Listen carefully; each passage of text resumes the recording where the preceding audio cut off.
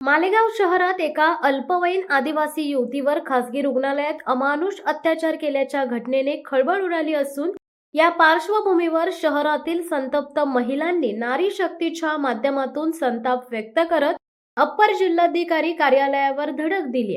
हा मोर्चा फक्त निषेध नव्हता तर न्यायासाठीचा एल्गार होता। महिलांनी बलात्कारीस फाशी द्या, अत्याचार करणाऱ्यांना माफी नाही, एसओपी लागू करा अशा जोरदार घोषणा देत परिसर दणाणून टाकला। रविवारी पहाटे एका खासगी रुग्णालयात नर्सिंग प्रशिक्षण घेत असलेल्या अल्पवयीन हिंदू आदिवासी युवतीवर त्याच रुग्णालयात कार्यरत असलेल्या मोहम्मद अख्तर खुर्शीद अहमद नावाच्या डॉक्टरने फोटोद्वारे ब्लॅकमेल करत अत्याचार केला। पीडितेने तक्रार दाखल करताच छावणी पोलीस स्टेशनचे तात्काळ गुन्हा दाखल केला। आरोपीस तातडीने फाशीची शिक्षा व्हावी तसेच विशेष सरकारी वकिलाची नेमणूक करावी। सदर खटला जलद गती न्यायालयात चालवावा। सर्व रुग्णालयांमध्ये एसओपी सक्तीने लागू करावी। विशाखा गाईडलाईन्सची अंमलबजावणी करावी। शक्ती कायदा तात्काळ लागू करावा अशा मागण्या मोर्चा दरम्यान करण्यात आल्या। या मोर्चात मंजुषा कजवाडकर, कविता शिर्के, सारिका पाटील, साधना पाटील, अनिता वाडेकर, दीपाली वारुळे, रत्ना मसदे, सुनीता कुलकर्णी, रंजना ठाकरे, कोजागिरी लोहारकर, स्मिता सोनवणे, वर्षा अग्रवाल यांच्यासह अनेक महिला आणि सामाजिक कार्यकर्त्यांनी सहभाग घेतला। महिलांनी उचललेला आवाज आता थांबणार नाही तर तो थेट न्यायाच्या दरवाजावर पोहोचेपर्यंत उठत राहील। मालेगावमध्ये घडलेली जी घृणास्पद घटना आहे ती आपल्या सगळ्यांना माहिती आहे। या घटनेच्या विरुद्ध तिचा निषेध करण्यासाठी, पीडितेला न्याय मिळवण्यासाठी आपण आज सर्वजणी इथे एकत्र आलेलो आहोत। आपला बंधुवर्गही मोठ्या प्रमाणावर इथे उपस्थित आहे। आजच्या या मोर्चाच्या माध्यमातून आणि शंखनादाच्या माध्यमातून आम्ही सर्वांना हे सांगू इच्छितो की आज आम्ही महिला सुरक्षिततेसाठी युद्ध करण्याचा शंख फुंकला आहे। माननीय मुख्यमंत्री महाराष्ट्र राज्य यांना आपल्या जिल्हाधिकाऱ्यांच्या माध्यमातून आपण एक निवेदन देणार आहोत। ते निवेदन हे आपल्या सगळ्यांना माहीत व्हावं म्हणून वाचून दाखवते आहे।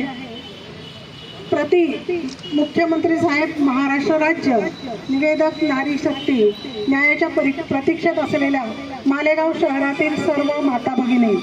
विषय: मालेगाव येथे खाजगी रुग्णालयात घडलेल्या बलात्काराच्या घटनेबाबत निषेध आणि आरोपी मोहम्मद अख्तर खुर्शीद अहमद याच्या विरोधातील खटला जलद न्यायालयात चालवण्यात येऊन त्याला फाशीची शिक्षा होण्याबाबत। महोदय, मागील रविवारी पहाटे 3 वाजेच्या सुमारास मालेगाव येथील एका खासगी रुग्णालयात परिचारिकेचे प्रशिक्षण घेणाऱ्या एका अल्पवयीन हिंदू आदिवासी युवतीवर त्याच हॉस्पिटलमध्ये काम करणाऱ्या एका जिहादी मुस्लिम डॉक्टर मोहम्मद अख्तर खुर्शीद अहमद याने सदर युवतीला काही फोटो दाखवत ब्लॅकमेल करून अमानुषपणे बलात्कार करत अत्याचार झाल्याची घटना घडली आहे।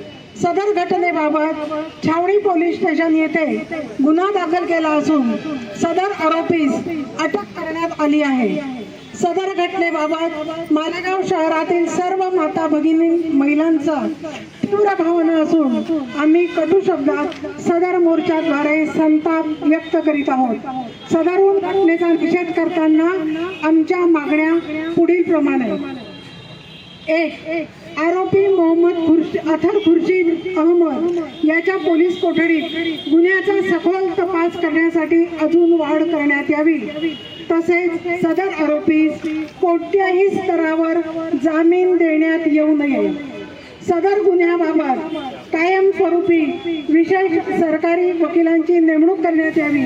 तसेच सदर खटला माननीय विशेष न्यायालयात फास्ट ट्रॅक कोर्टात चालवण्यात येऊन आरोपीला लवकरात लवकर फाशीची शिक्षा देण्यात यावी। अशा प्रकारच्या भविष्यातील घटना टाळण्यासाठी मालेगाव येथील सर्व शासकीय व खाजगी रुग्णालयात एसओपी म्हणजे सिस्टमॅटिक ऑपरेटिंग प्लॅन सक्तीने लागू करण्यात यावा। यामुळे सर्व रुग्णालयांना एक शासकीय स्तरावर शिस्त लागेल। आज रोजी महिलांच्या मनामध्ये दवाखान्यामध्ये जाण्यासाठी निर्माण झालेली भीती कमी होईल। पक्षाने घालून दिलेल्या विशाखा गाईडलाईन्सची अंमलबजावणी प्रत्येक आस्थापनात होते किंवा नाही याची माहिती घेऊन अंमलबजावणी न करणाऱ्यांवर तातडीने कारवाई करण्यात यावी. तसेच महाराष्ट्रात शक्ती कायदा तातडीने लागू करावा. सदर मोर्चाच्या माध्यमातून निवेदनाद्वारे आणि उपरोक्त मागणी शासन दरबारी मांडत असून या मागण्यांचा सरकारने गांभीर्याने विचार करून लवकरात लवकर पूर्तता करावी. अन्यथा सदर घटनेबाबत महाराष्ट्रभर प्रबोधन करून आगामी काही दिवसात मंत्रालयावर मोर्चा काढण्यात येईल याची कृपया नोंद घ्यावी. शिवसत्ता टाइम्ससाठी अनिल धामणे, नांदगाव. धडक बेधडक वृत्त देणाऱ्या आपल्या शिवसत्ता टाइम्स न्यूज चॅनलला लाल बटन दाबून सबस्क्राईब करा आणि बेल आयकॉनला क्लिक करायला विसरू नका.